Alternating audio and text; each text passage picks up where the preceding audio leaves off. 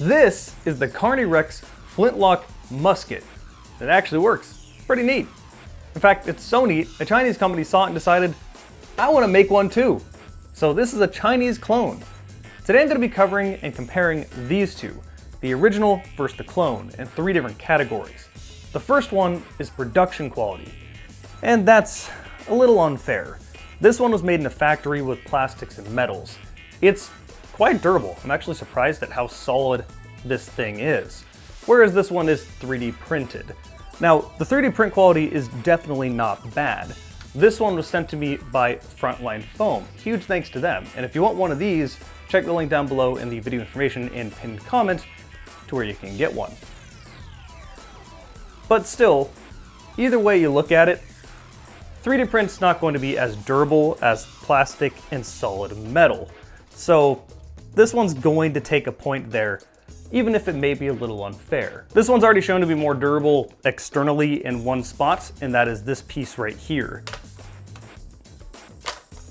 Still works really well, solidly clicks in place. I've had no problems with this thing functioning. And this one still shoots and functions, but I got it only about a week ago, and this piece is already starting to give me trouble.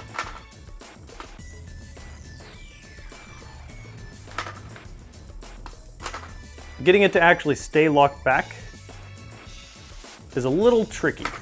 But now we get to compare how these two things look, and I mean, come on now, that's not even fair. This one looks so much better.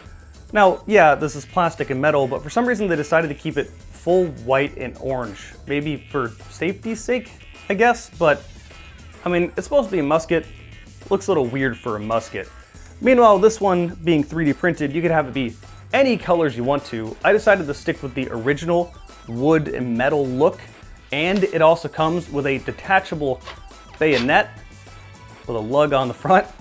And that's just so cool. Like, they went more for authenticity's sake for this one, and I really like that. Like, this one looks way better, especially because the proportions of this one are closer to a musket than the clone, which is oddly thinner. I'm not really sure why they did that, but they sure did. So yeah, no doubt about it, the original looks far better than this clone.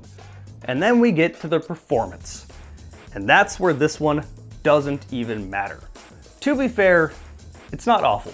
It fires darts at about 100 FPS. That's fine. But now let me throw you the numbers of this one. The numbers, Mason. With full-length darts, this thing was shooting 180 feet per second. One of the shots even went all the way up to 196. That's almost 200 FPS with a full-length dart. When using Worker Gen 3 half-length darts, I was getting a little boost of the 180s to 190s, with one shot being in the 200s. And because I like silly big number, I decided to try some bamboo darts, and I was getting 230 to 240 FPS. But all of this could be a moot point for one reason alone. This one can do something this one can't. Fire rival rounds. So I made a short on this thing a while ago, and it got a good amount of views, but one of the biggest disappointments people had is that it didn't fire ball-like projectiles, it just fired darts. It has to be able to fire a rival round, right? Like, what's the point of a flintlock if you don't have a projectile like this? It just makes sense. And this one can fire rival rounds, which is so much fun. It even has a built-in hop-up nub. Hold on, let me get a better angle of that. There you go, it's got that little nub up top to put backspin on the rival round to give you a little more accuracy. Anyway, the rival rounds were shooting okay, somewhere around 105 to 110 FPS. They shot way weaker than the half-length darts for 2 different reasons. The first one is the obvious, half-length darts are just going to shoot harder than rival rounds. And the second one is because rival rounds don't actually go into the barrel of this thing. Okay, so the comparison part of this video is over. If you wanted to know which one of these you should buy, I would highly recommend this one. I get a link down below in the video information. Performance is just significantly better, it looks better, and yeah, this one may be a little bit more durable, but I think everything else makes this one more worth it. But now let me talk about what I meant by the rival rounds not actually going into the barrel. So when you're loading this thing, you take out your ramrod, you take this end, you don't actually use the proper ramrod end because this only goes so far down the barrel, you can't actually prime it. You instead choose this end, push it down all the way to the plunger itself where the spring is, and prime the spring. I would highly recommend you don't put this on the ground, because with this being 3D printed, that's putting torque on this part right here, which is definitely the weakest part, just because it's thinner and where it is. You might snap this, so hold it in your hand, grip it tight, prime it that way instead. There's also an extra added trick to this that you got to be very careful of. I'll take a full-length dart as an example. So full-length dart, slip this down to the barrel, and when you're pushing this in to your barrel, there are 2 notches on your ramrod. For a full-length dart, you don't want to go past this bottom notch at all. The reason is because if you do that, you'll push the dart directly into your plunger tube, and then you have to take apart the entire blaster, and that's not fun. But shooting it actually is. And it does shoot pretty good. Now, with that said, there is actually one really big advantage that this one has that I wish this one also had, and that is that if you get something stuck in the barrel of this one, like for example, you're not paying attention and you put the projectile in first and then you try to prime it, now you just scrunched that projectile up inside of your musket and there's no way to get it out without disassembling it. This one has an easy way to fix that, and that is that you can simply unscrew the entire barrel, and there you go. So this thing's a lot easier to deal with if you accidentally just like aren't paying attention or something. And on top of that, I found you can't actually get the darts into this thing's actual working bits. So you don't really have to worry about going too far. So I'm not sure how they managed to make that work, but I do wish the original had that. I find it weird that this thing put some improvement over the original design and then didn't have it shoot rival rounds. Like, I feel like that's the main reason most people are gonna buy a musket. Anyway, for half-length darts,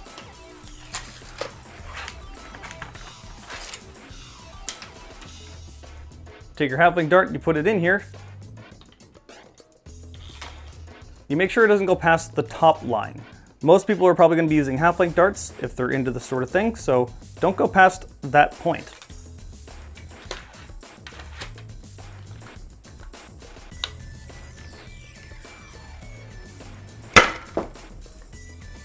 Now, if you're firing rival rounds, you don't need to worry about any of that because you can just prime it,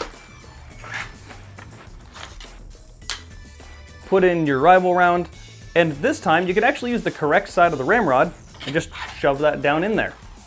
It's not gonna go all the way in. You can see by where the line is. This is a